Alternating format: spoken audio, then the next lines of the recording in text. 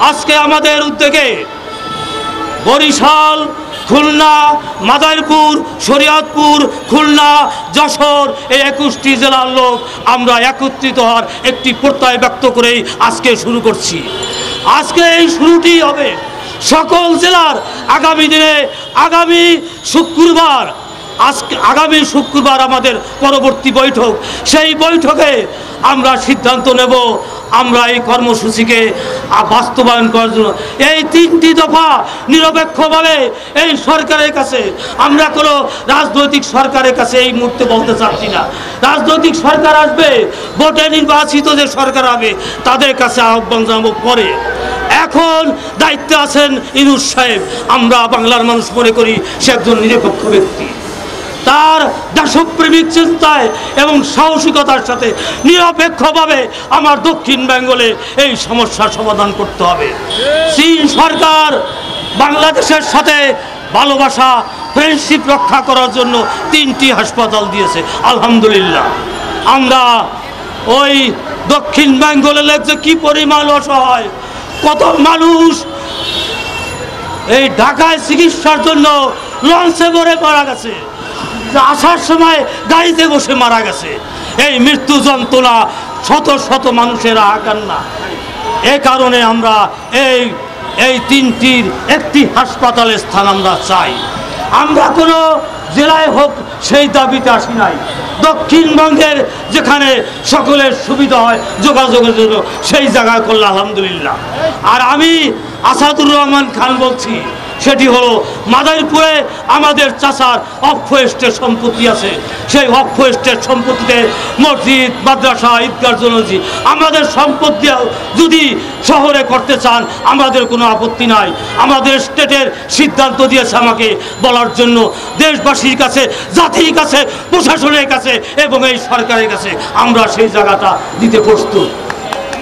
আরও অনেক জেলার লোকেরা ইনশাল্লাহ এই জায়গা দেওয়ার জন্য প্রস্তুত আছে। আমার কাছে খবর আছে বরিশালে এক ব্যক্তি, ফরিদপুরে এক ব্যক্তি, তার 27 বিঘা জায়গা আছে। 27 বিঘা জায়গায় সে এই দক্ষিণবঙ্গের অসহায় মানুষ চিকিৎসার অভাবে যারা দুঃখে মারা যায়, এই ঢাকা আসতে আসতেই সে মারা যায়। সেই কারণেই মূলত এই হাসপাতালের জন্য আমরা দাবি জানাচ্ছি। আর আপনারা জানেন গত গভর্নমেন্ট পদ্মা সেতু করছে। পদ্মা সেতু পার হওয়ার পরে যে 6 লাইনের যে রাস্তা, সেখান দিয়ে যে হাইওয়ে যে স্পিডে গাড়ি যায়, বাংলাদেশে ওই স্পিডে ড্রাইভাররা গাড়ি চালায়। এই জন্য শত শত লোক, আমার জানামত ইনফরমেশনে 63 মানুষ নীরবে বিবৃতে গাড়িতে মারা গেছে, গাড়িতে অ্যাক্সিডেন্ট করে। সে কারণে এই অসহায় এই মৃত্যুকে ঠেকানোর জন্য 6 লাইনের যে বাজেট ছিল সেই বাজেটে এই জুনেই আমরা ঘোষণা চাচ্ছি এই নিরপেক্ষ সরকারের কাছে এই জুনের বাজেটের জন্য 6 লাইনের প্রজেক্টটা অনুমোদন করে। আরেকটি দাবি সেটি হলো আপনারা জানেন পায়রা একটি বন্দর হয়েছে। কুয়াকাটা বিশ্বের মানচিত্রে সবচেয়ে বড় দর্শনীয় স্থান এবং টুরিস্ট প্লেস হিসাবে গঠিত হয়েছে। সেই প্লেসটাকে রক্ষা করার জন্য ট্রেন লাইনটা আমরা চাই এবং এই 3টি দাবিতেই মূলত আমরা আজকে একত্র হয়েছি। আগামী দিনে ফরিদপুর, মাদারীপুর, বরিশাল, ভোলা সকল লোককে আহ্বান জানাবো। এখানে নেতৃত্বের কোনো বিষয় না। আজকে যে সমস্ত ভাইরা আছে সবাই অতিথি, এখানে কোনো প্রধান অতিথি নাই। ডাকছি যারা আসছেন তাদের সালাম নাই যে এই কাজে ডাকবে। আগামী শুক্রবার সকল জেলার প্রতিনিধির উপস্থিতিতে শিশু কল্যাণ পরিষদে সেই মিটিংটা হবে। সেই মিটিংয়ে আমরা বড় কর্মসূচি দেব। আমরা আশা করব এই সিদ্ধান্ত খুব দ্রুত হয়ে যাবে।